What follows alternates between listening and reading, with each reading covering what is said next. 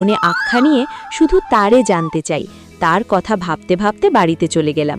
গিয়ে দেখি মা বেজায় গরম হয়ে বলতেছে, এতক্ষণ কোথায় ছিলি শুনি? খাওয়া দাওয়া করতে হবে না? বেলা কটা বাজে? না মা, একটু বাইরে গিয়েছিলাম। এই দিকে আমার ছোট বোন কলিও এসে কাটা গায়ে লবণ ছিঁড়াচ্ছে। মা, ভাইয়া না বন্ধুদের সাথে আড্ডা করতেছে আর রাস্তা রাস্তা ঘুরে বেড়াতে থাকে সারাক্ষণ। আমাদের স্কুল সামনে গিয়ে কি যেন করে। আমি বলতেছি, বেশি কথা বলিস, চুপ। তারপর মা বলতেছে, ঠিক তো বলতেছে। আর তুই কলি স্কুলের সামনে কি করিস শুনি, নিজের কলেজ বাদ দিয়ে? না মা, এমনি। হয়েছে, আয় খেতে আয়। তারপর আমি খেতে গেলাম। যাওয়ার সময় কলিকে ঠাস করে একটা কিল দিয়েছি।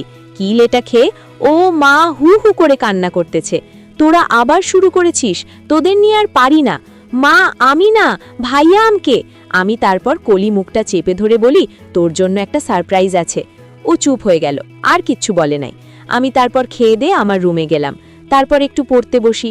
পড়া শেষ করে রাতে খাওয়া দাওয়া শেষ করে ঘুমিয়ে পড়লাম। তার পরের দিন ঘুম থেকে উঠে সকালে নাস্তা করে বাড়ি থেকে বের হলাম। তারপর রাহুল দেখতে পাই। রাহুল হলো আমার বেস্ট ফ্রেন্ড। রাহুল বলল, কি খবর বন্ধু?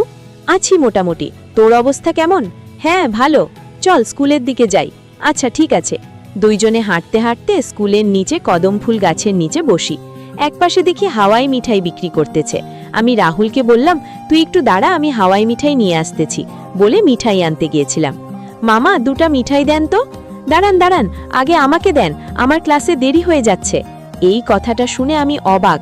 এটা তো ওই মেয়েটা যাকে আমি কালকে দেখছি। আমি